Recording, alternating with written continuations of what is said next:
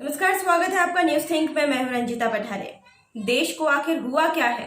इस समय हम कोरोना से नहीं बल्कि ऐसी तुच्छ मानसिकता के लोगों से भी लड़ रहे हैं जो लगातार इस कोरोना के संकट काल में भी कोरोना के कर्मवीरों पर, जो देवदूत बनकर हमारी रक्षा के लिए सबसे आगे खड़े हैं, उन पर हमला करना नहीं छोड़ रहे।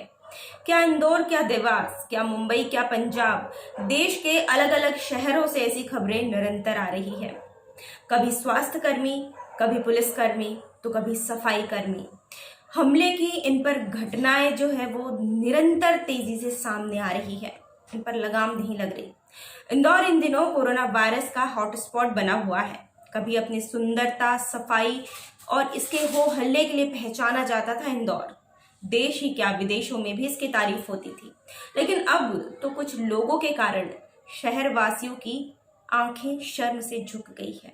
यहाँ हर दिन कोरोना के मरीजों की संख्या में तेजी से इजाफा हो रहा है। इंदौर में बीते दिनों भी स्वास्थ्य कर्मियों की टीम पर हमला हुआ था और अब सर्वे करने की टीम पर भी हमला किया। इस टीम में कई महिलाएं भी शामिल थी। कितना शर्मनाक है ये मामला, कितना ज्यादा कि मतलब बार बार एक ही चीज दोहरा रहे हैं। इंदौर में स्वास्थ्य कर्मियों पर थूका गया, पत्थर बरसाए गए और आज फिर से उन पर हमला हुआ। पुलिसकर्मियों की भी पिटाई हुई। किस हद तक इंदौर के जो ऐसी छोटी मानसिकता के लोग हैं वो किस हद तक गिर सकते हैं। इंदौर में कोरोना सर्वे कर रही 3 महिला आशा कार्यकर्ताओं पर लोगों ने हमला बोल दिया, जिसमें एक कर्मचारी घायल भी हो गई।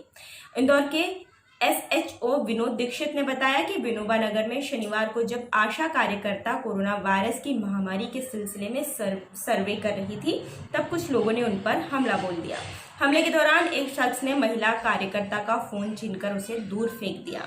इस हमले में कर्मचारी को चोटें भी आई। जख्मी कर्मचारी का मेडिकल कराया गया और घटना को लेकर FIR करवाई गई।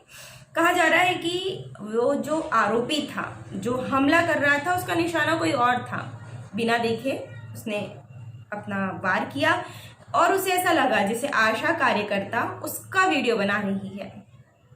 ऐसा देखते ही बौखला गया इंसान और जाकर महिला कर्मचारियों से ही भिड़ गया। फिर क्या था, उसने हाथों हाथ फोन तोड़ दिया। ये है यहाँ के लोगों की मानसिकता। और जो कर्मचारी वहां पहुंची थी, उनका कहना था कि वो आरोपी नशे में था। अब चाहे कितना भी उसका बचाव कर लिया जाए, लेकिन ये हमला तो हुआ है कोरोना के योद्धाओं पर। ऐसा ही एक हमला देवास जिले में भी हुआ। देवास के खातेगांव गांव में शनिवार सुबह 2 कर्मचारियों पर, सफाई कर्मचारियों पर कुल्हाड़ी से जानलेवा हमला किया गया। सफाई कर्मचारी जब कोयला मोहल्ले में सफाई का काम कर रहे थे, तभी आरोपी आदिल खान नामक एक आरोपी पहुंचा। उसने कुल्हाड़ी से उन कर्मचारियों पर हमला कर दिया। हमले में बुरी तरह घायल कर्मचारी को अस्पताल में भर्ती कराया गया।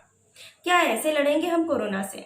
कुछ दिन पहले पंजाब में एक पुलिसकर्मी का हाथ काट दिया गया था। उसके बाद भी पंजाब में ही पुलिस पर हमले की वारदात सामने आई थी।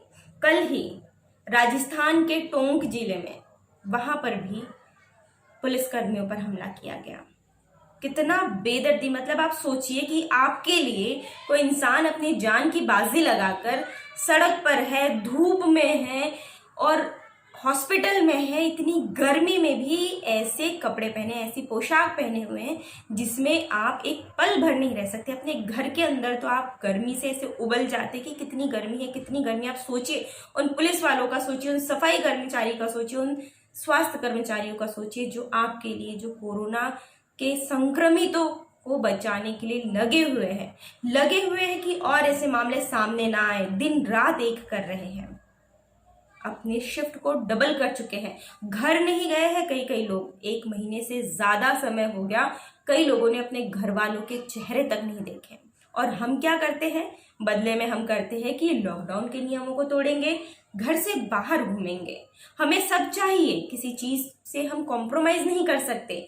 और इसके बाद भी अगर कोई हमारी गली में आता है सर्वे करने या हमें सिखाने कि आप घर के अंदर रहिए, या फिर जांच करने, दूसरों को अगर हो खांसी तो वो कोरोना है और अपनों को हो तो वो खांसी है, उसे कोरोना नहीं हो सकता।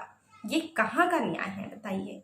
आपके घर अगर कोई आता है तो उसे आप पत्थर बरसाएंगे। ये तो लोग आपके लिए आ रहे हैं ना, उनका क्या फायदा होगा, वो तो और इससे जोखिम में ही जा रहे हैं। इतने सारे मामले हो गए। सोचिए, अमेरिका, इस शहर के बारे में तो, इस देश के बारे में सभी ने सुना है। यहाँ अब तक सबसे ज्यादा मामले सामने आए कोरोना के भी, और कोरोना से मरने वालों के आंकड़े भी यहाँ पर ही सबसे ज्यादा है। इटली, स्पेन, फ्रांस, ऐसे कई देश जहाँ भारत से कई ज्यादा मामले सामने आ चुके हैं, वहां बहुत ज्यादा सख्ती भी अपनाई जा रही है। आपको पता नहीं होगा कि लॉकडाउन तोड़ने के कई देशों में करोड़ों जुर्माना है, लेकिन वहां या किसी अन्य देश में, किसी भी देश में ऐसे मामले सामने नहीं आए कि कभी पुलिस की पिटाई हो रही हो तो कभी पुलिस कर्मियों की, सफाई कर्मियों की, या फिर डॉक्टरों की। वहां पर तो इन लोगों को पूजा जा रहा है, और पूजा भी नहीं जा रहा, चलिए आप पूजा भी मत कीजिए उन लोगों की, कम से कम सम्मान तो कर लीजिए। और सम्मान भी मत कीजिए, कम से कम अपने घर में रह के अपना काम कीजिए, घर से बाहर निकलकर उनका काम नहीं बढ़ाइए। हमारी लड़ाई कोरोना से है, लेकिन हमारे कर्मवीरों की लड़ाई कोरोना के साथ साथ ऐसे लोगों से भी है जो आए दिन कुछ न कुछ करके या तो उनको पीट रहे हैं, उनके साथ बदसलूकी कर रहे हैं, या ऐसी हरकतें कर देते हैं जिससे कोरोना और ज्यादा फैल जाए। लेकिन फिर भी दुनिया को बचाने के लिए हमारे देवदूत डटे हुए हैं, हमें उनका साथ देना है। यदि कुछ और नहीं कर सकते हैं हम, तो कम से कम हमें घर में खुद को बंद कर लेना है। इन देवदूतों का काम और आसान करना है, ना कि बढ़ाना है। घर में रहना है क्योंकि मौका मिला है हमें घर में रहने का। उन लोगों को तो ये भी मौका नहीं मिला कि वो घर में अपने परिवार के साथ कुछ पल अच्छे से बिता पाए। क्या पता ये जो लॉकडाउन खत्म हो जाए उसके बाद भी इन्हें ये मौका ना मिले, क्योंकि लॉकडाउन जब से लगा हुआ है तब से कुछ ही पुलिसकर्मी अपने घर जाते हैं, बाकी तो इस डर से कि अपने परिवार को कुछ ना हो जाए वे लोग थाने में, कार में, आपने एक डॉक्टर की फोटो देखी होगी जो कार में ही अपना घर बनाए हुए हैं। कई लोग ऐसे हैं जो छोटी छोटी जगह पर रह रहे हैं ताकि उनके घर परिवार को कोरोना ना हो जाए, भले उन्हें हो जाए। ये सब आपके लिए हो रहा है।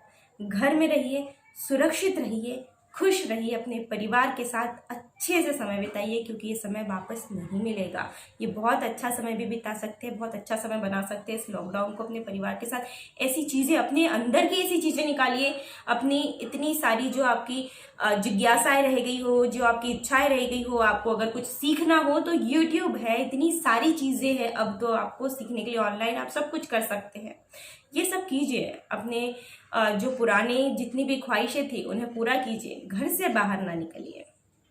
इस रिपोर्ट में इतना ही था। ऐसे वीडियोस की जानकारी के लिए बने रहिए न्यूज़ थिंक के साथ। Thank you.